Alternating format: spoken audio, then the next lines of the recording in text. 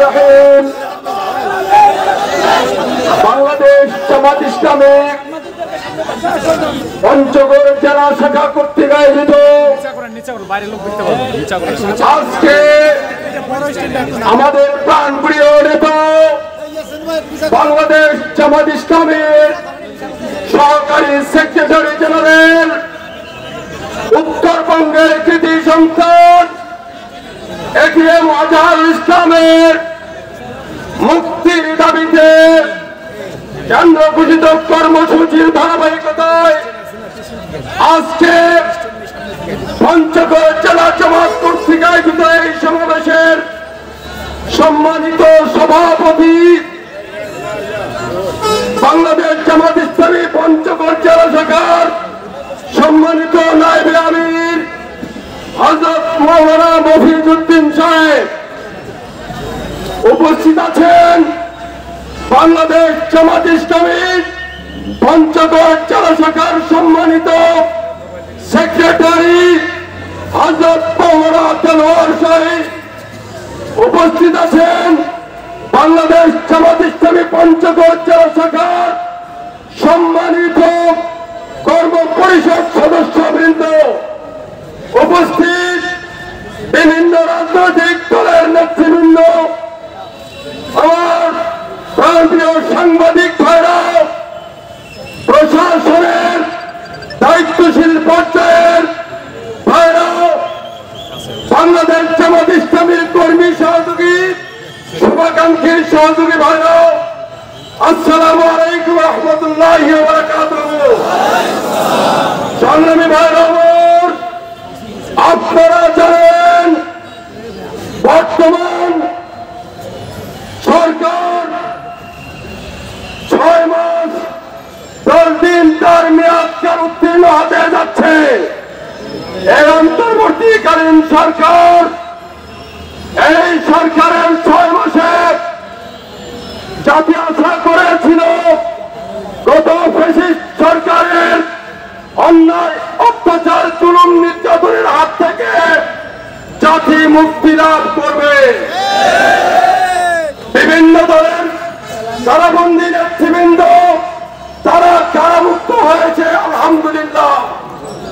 সংগ্রামী ভাইরা আমার, সকল কারামুক্তি বেশিবাদের আমলের সকল কারাবন্দীদের আমরা নিঃশর্ত মুক্তি চাই।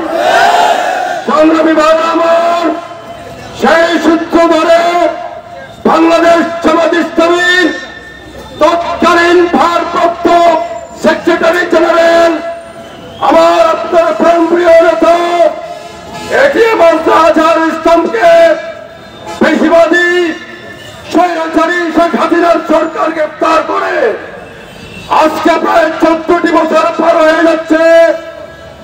বিভিন্ন কারাবন্দী ভাইরা মুক্তি লাভ করেছে, কিন্তু বাংলাদেশ জামাত ইসলামীর বর্তমান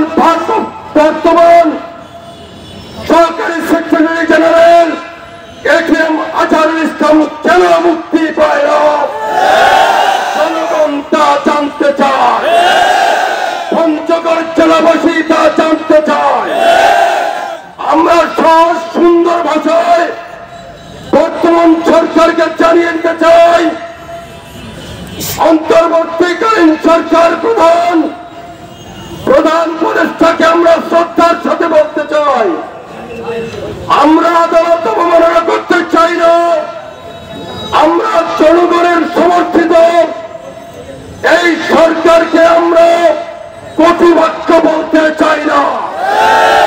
আমরা ভদ্র ভাষায়, শালীন ভাষায় শুধু খেয়াল করে দিতে চাই, স্মরণ করে দিতে চাই, ফ্যাসিবাদের পতন হয়েছে, আমার ভাইয়ের মুক্তি কেন হয় না তার জবাব। আমরা অনতিবিলম্বে আমার প্রিয় নেতার মুক্তি চাই, মুক্তি চাই, দিতে হবে। আজহারের ভাইয়ের মুক্তি চাই, আজহারের ভাইয়ের মুক্তি চাই।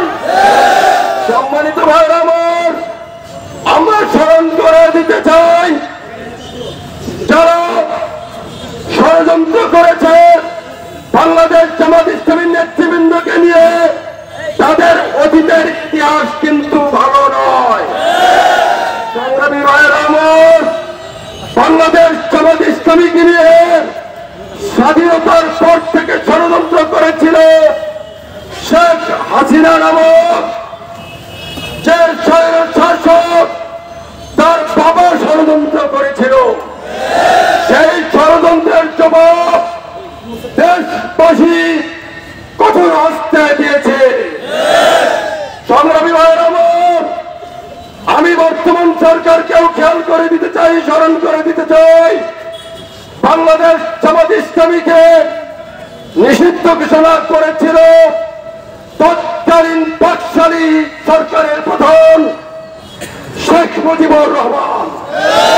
শেখ মুজিবুর রহমান যে পথে গিয়েছে, পরবর্তীতে যে বাদ যায় বাংলাদেশ জামাত ইসলামী নিয়ে ষড়যন্ত্র করেছে, তাদের পরিণতি কিন্তু ভালো হয় নাই। 90-এর দশকে স্বৈর শাসক এরশাদ